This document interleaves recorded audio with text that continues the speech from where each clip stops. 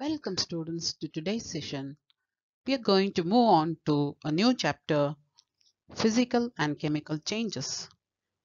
We have already done some changes in your previous year, reversible and irreversible changes. We are going to try to classify them as physical and chemical changes this year. We see n number of changes in our daily life from the time we get up in the morning. So let us look into what these changes are and how to classify them as physical and chemical changes. Let us look into some of the changes around us. In our daily life, we come across several changes. Example, dissolving sugar in water, formation of curd from milk, cooking of food, cutting of a piece of paper, stretching a rubber band, melting of ice, melting of wax, boiling water, rusting of iron, burning of candle, burning of wood, burning of coal. So these are some of the changes that we see. We have n number of changes occurring in our daily life. These are some of the pictures of the changes that was mentioned just some time back. Now let us classify them as physical and chemical changes. A physical change is a change in which no new substance is formed, whereas chemical change is a change in which a new substance is formed. Physical change is a reversible change and chemical change is an irreversible change. Look at the examples. Physical change, stretching a rubber band. The rubber band goes back into its original position. Conversion of ice into water. You can again set it as ice if you leave it in the refrigerator. Chemical change, burning of wood. After burning, the wood becomes ash. We cannot convert it back to wood again. Setting of curd. We cannot convert it to milk again. Now let us go into detailed analysis of chemical reactions one by one.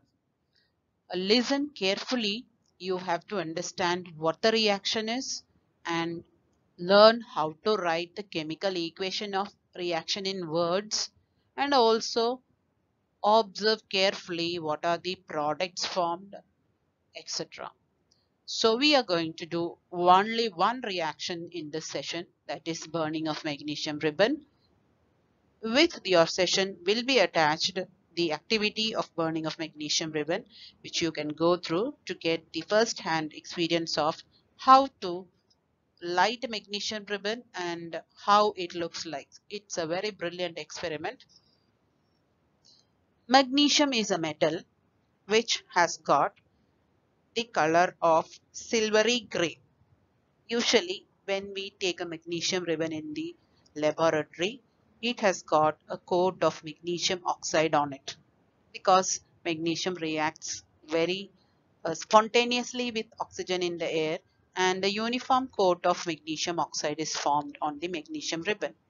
When we start to burn a magnesium ribbon, we have to take a strip of the magnesium ribbon, use a sandpaper or a sharp end of a knife to remove out the magnesium oxide from its top so that it leaves a shiny metal of magnesium below.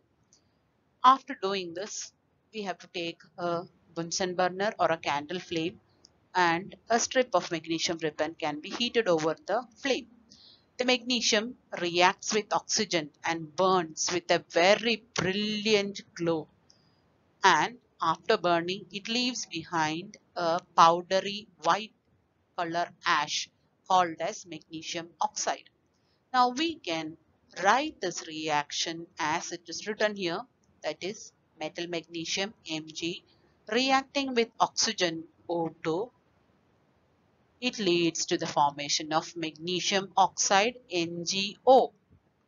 Now if we take this ash, white color powder, and dissolve it in water, it forms a new substance called magnesium hydroxide.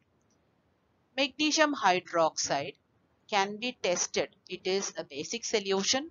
We have to take red litmus paper, dip an end of it in this magnesium hydroxide. Due to its basic nature, the red litmus turns to blue.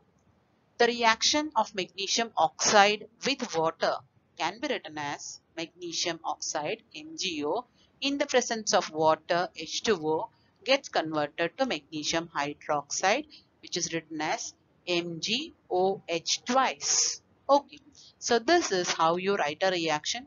The detail of how to write a reaction and balancing it you will study in class 9.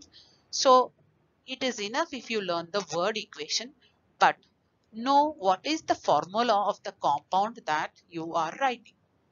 That is why the formula is given. So with that, I end the session of today's children. Please learn to write the entire chemical equation. It's very important. There will be questions based on it. Thank you for attending today's session.